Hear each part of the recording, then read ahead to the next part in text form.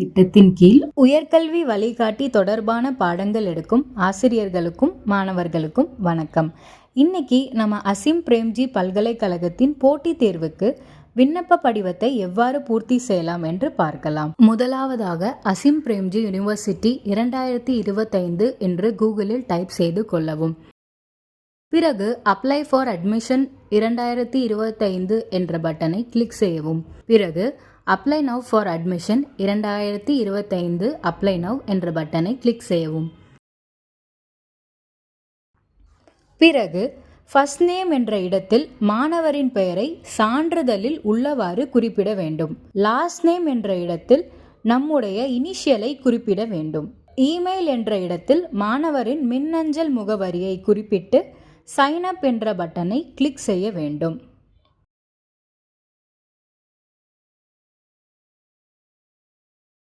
பிறகு நம்முடைய மின்னஞ்சல் முகவரிக்கு அசீம் பிரேம்ஜி பல்கலைக்கழகத்தின் அதிகாரப்பூர்வ இணையதள பக்கத்திலிருந்து ஒரு இணைப்பு அனுப்பப்படும். அதை கிளிக் செய்ய வேண்டும்.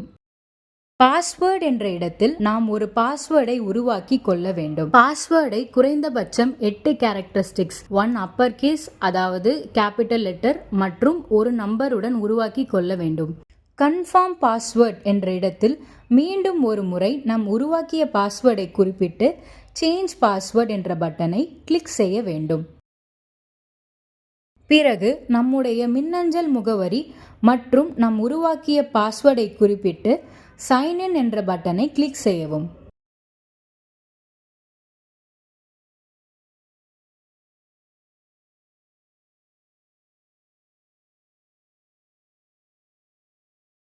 அடுத்தபடியாக ப்ரோக்ராம் குரூப் என்ற இடத்தில் அண்டர் கிராஜுவேட் ப்ரோக்ராம் என்ற ஆப்ஷனை தேர்வு செய்ய வேண்டும். அட்மிஷன் சைக்கிள் என்ற இடத்தில் UG round 1 Bengaluru and Bhopal என்பதை தேர்வு செய்ய வேண்டும். டேட் ஆஃப் பர்த் என்ற இடத்தில் நம்முடைய பிறந்த தேதியை சான்றிதழில் உள்ளவாறு குறிப்பிட வேண்டும். மொபைல் நம்பர் என்ற இடத்தில் தற்போது நமது பயன்பாட்டில் இருக்கக்கூடிய தொலைபேசி எண்ணை குறிப்பிட வேண்டும். மாணவருக்கு ஏதேனும் தகவல்களை பல்கலைக்கழகத்திலிருந்து அனுப்பினால் நம் குறிப்பிடும் தொலைபேசி எண்ணிற்கு அது அனுப்பப்படும். அடுத்தபடியாக ஆல்டர்னேட்டிவ் கான்டாக்ட். இங்கு நம்முடைய தாய் தந்தையின் பெயர், தொலைபேசி எண், மின்னஞ்சல் முகவரி தனித்தனியாக குறிப்பிட வேண்டும்.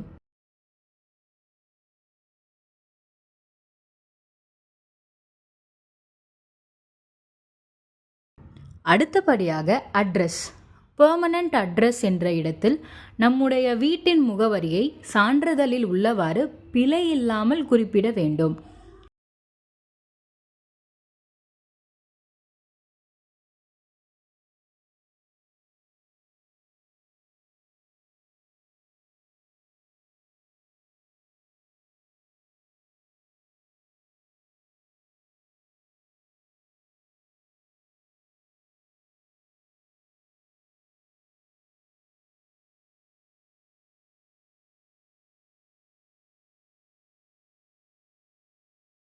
கம்யூனிகேஷன் அட்ரஸ் என்ற இடத்தில் நம் தற்போது வசிக்கக்கூடிய முகவரியும் நம்முடைய கம்யூனிகேஷன் அட்ரஸ் ஆகியவை ஒன்றாக இருக்கும் பட்சத்தில் check if same as permanent address என்ற செக் பாக்ஸில் டிக் செய்ய வேண்டும். இல்லை என்றால் நம்முடைய கம்யூனிகேஷன் அட்ரஸை பிரத்யேகமாக குறிப்பிட வேண்டும்.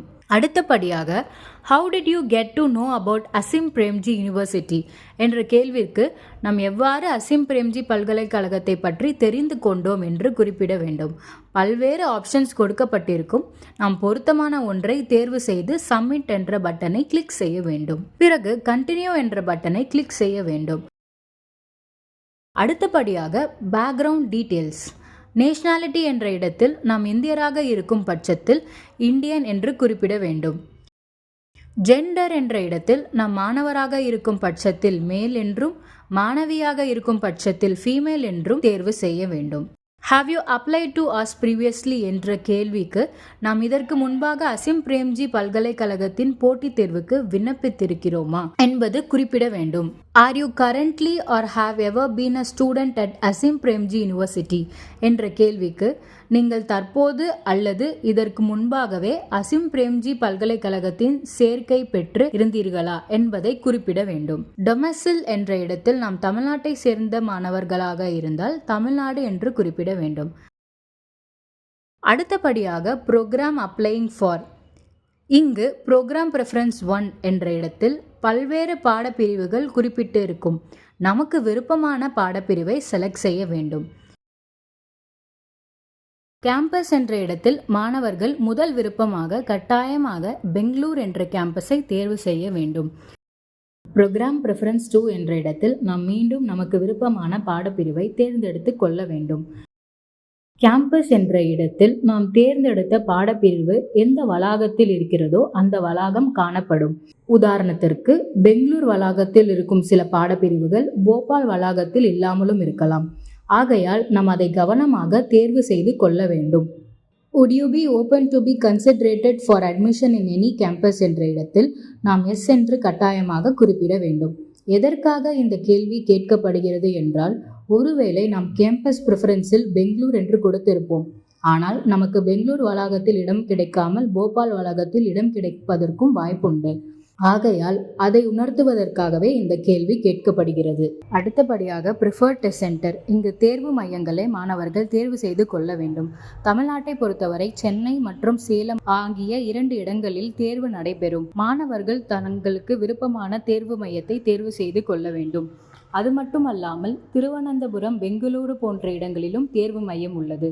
தங்களுக்கு விருப்பமான மற்றும் வசதிக்கு ஏற்பவாறு தேர்வு மையத்தை தேர்வு செய்து கொள்ள வேண்டும். பிறகு சேவ் அண்ட் ப்ரொசீட் என்ற பட்டனை கிளிக் செய்ய வேண்டும். அடுத்தபடியாக எஜுகேஷன் டீடைல்ஸ். முதலாவதாக 10ஆம் வகுப்பு தொடர்பான தகவல்களை குறிப்பிட வேண்டும். Name of the school /college என்ற இடத்தில் நாம் 10ஆம் வகுப்பு எந்த பள்ளியில் படித்தோம் என்பதை குறிப்பிட வேண்டும்.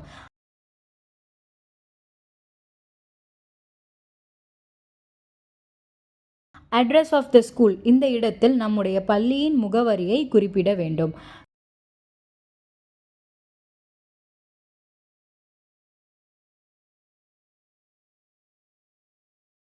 கண்ட்ரி என்ற இடத்தில் இந்தியா என்பது தேர்வு செய்ய வேண்டும். ஸ்டேட்/யூனியன் டெரிட்டரி ஆஃப் ரெசிடென்ஸ் என்ற இடத்தில் நாம் தமிழ்நாட்டை சேர்ந்த மாணவராக இருக்கும் பட்சத்தில் தமிழ்நாடு என்று குறிப்பிட வேண்டும். டிஸ்ட்ரிக்ட் என்ற இடத்தில் நாம் பள்ளி அமைந்திருக்கும் மாவட்டத்தை குறிப்பிட வேண்டும். ஸ்கூல் காலேஜ் போர்டு என்ற இடத்தில் ஸ்டேட் என்று குறிப்பிட வேண்டும். மேஜர் சப்ஜெக்ட்ஸ் என்ற இடத்தில் நாம் 10ஆம் வகுப்பில் படித்த பாடங்களை குறிப்பிட வேண்டும். இயர்ஸ் ஆஃப் பாசிங் என்ற இடத்தில் நாம் எந்த ஆண்டு 10ஆம் வகுப்பு படித்து முடித்தோம் என்று குறிப்பிட வேண்டும். டைப் ஆஃப் ஸ்கூல்/காலேஜ் போர்டு என்ற இடத்தில் நாம் அரசு பள்ளி மாணவராக இருக்கும் பட்சத்தில் கவர்மெண்ட் என்று குறிப்பிட வேண்டும்.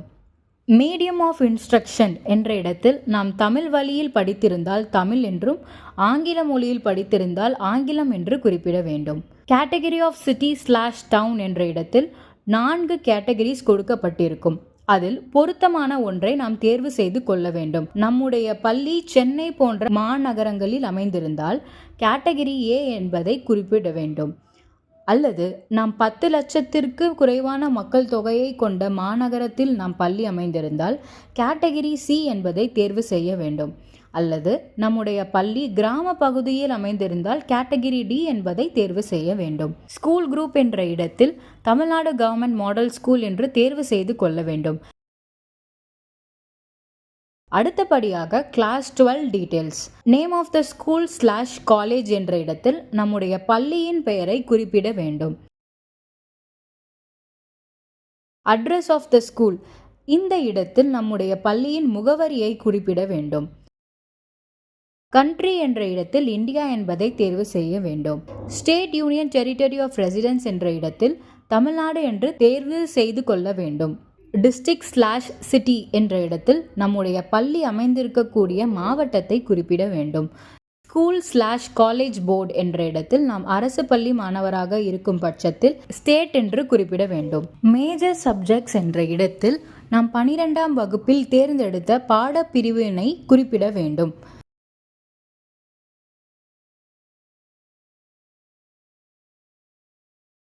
இயர் ஆஃப் பாசிங் என்ற இடத்தில் 2026 என்று குறிப்பிட வேண்டும். டைப் ஆஃப் ஸ்கூல்/காலேஜ் போர்டு என்ற இடத்தில் கவர்மெண்ட் என்று குறிப்பிட வேண்டும். மீடியம் ஆஃப் இன்ஸ்ட்ரக்ஷன்ஸ் என்ற இடத்தில் நாம் தமிழ் வழியில் படித்திருந்தால் தமிழ் என்றும் ஆங்கிலம் வழியில் படித்திருந்தால் இங்கிலீஷ் என்றும் குறிப்பிட வேண்டும். கேட்டகரி என்ற இடத்தில் நாம் 10ஆம் வகுப்பிற்கு குறிப்பிட்டது போலவே நம் பள்ளி அமைந்திருக்கக்கூடிய பொருத்தமான கேட்டகரியை தேர்வு செய்து கொள்ள வேண்டும். ஸ்கூல் குரூப் என்ற இடத்தில் தமிழ்நாடு கவர்மெண்ட் மாடல் ஸ்கூல் என்று தேர்வு செய்து கொள்ள வேண்டும். இவை அனைத்தையும் முடித்த பிறகு சேவ் அண்ட் ப்ரொசீட் என்ற பட்டனை கிளிக் செய்து கொள்ளவும். அடுத்தபடியாக பேக்ரவுண்ட் டீட்டெயில்ஸ். இங்கு ஃபாதர்ஸ் எஜுகேஷன் டீட்டெயில்ஸ் இந்த இடத்தில் நம் தந்தையின் கல்வி விவரங்களை குறிப்பிட வேண்டும். மதர்ஸ் எஜுகேஷன் டீட்டெயில்ஸ் என்ற இடத்தில் நமது தாயின் கல்வி விவரங்களை குறிப்பிட வேண்டும். ரிலிஜியன் என்ற இடத்தில் நாம் எந்த மதத்தை சார்ந்தவர் என்பதை குறிப்பிட வேண்டும். காஸ்ட் என்ற இடத்தில் நமது சமுதாயத்தை குறிப்பிட வேண்டும். பிசி, பிசிஎம், எம்பிசி, டிஎன்சி வகுப்பை சார்ந்தவர்களாக இருந்தால் ஓபிசி என்பதை தேர்வு செய்து கொள்ள வேண்டும். Main occupation of the family என்ற இடத்தில் பெற்றோர் செய்யக்கூடிய பணியை குறிப்பிட வேண்டும். ஆனுவல் இன்கம் என்ற இடத்தில் நமது குடும்பத்தின் ஆண்டு வருமானத்தை குறிப்பிட வேண்டும். மந்த்லி ஃபேமிலி இன்கம் என்ற இடத்தில் நமது குடும்பத்தின் மாத வருமானத்தை குறிப்பிட வேண்டும். Do you wish to avail of scholarship for your studies at Azim Premji University? Yes என்று குறிப்பிட வேண்டும். Are you a person with disability என்ற இடத்தில் மாற்றுத்திறனாளியாக இருந்தால் எஸ் என்று குறிப்பிட வேண்டும். நாம் மாற்றுத்திறனாளியாக இருக்கும் பட்சத்தில் அதற்கான துணை கேள்விகள் கேட்கப்படும்.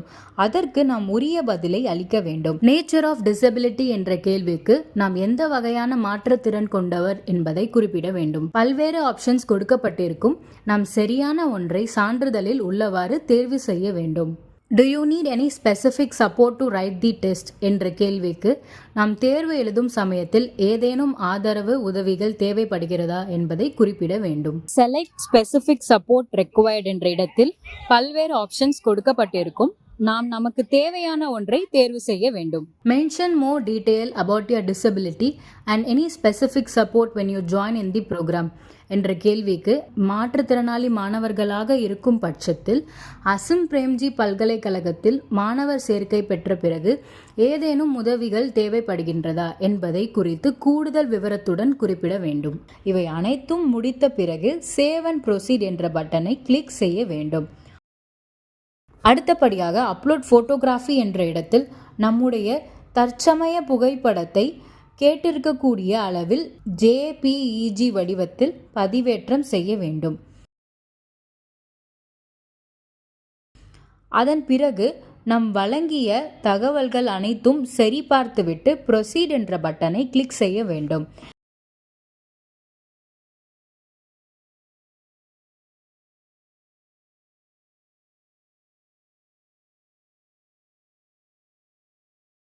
இறுதியாக பேமெண்ட் டீட்டெயில்ஸ். இங்கு கொடுத்திருக்கக்கூடிய ஒரு செக் பாக்ஸில் டிக் செய்துவிட்டு பே அண்ட் சப்மிட் என்ற பட்டனை கிளிக் செய்ய வேண்டும். அதன் பிறகு நம்முடைய கட்டணத்தை கூகுள் பே, ஃபோன்பே என்று சொல்லக்கூடிய UPI வாயிலாக கூட நாம் கட்டணத்தை செலுத்தலாம். இதை தவிர நெட் பேங்கிங் வாயிலாக கூட நாம் கட்டணத்தை செலுத்த முடியும். மேலும் கார்டு டீட்டெயில்ஸ் விவரங்களை அளித்து நம்முடைய கட்டணத்தை செலுத்த முடியும். தேர்வு எழுத காத்திருக்கும் மாணவ செல்வங்கள் அனைவருக்கும் மனமார்ந்த வாழ்த்துக்கள்.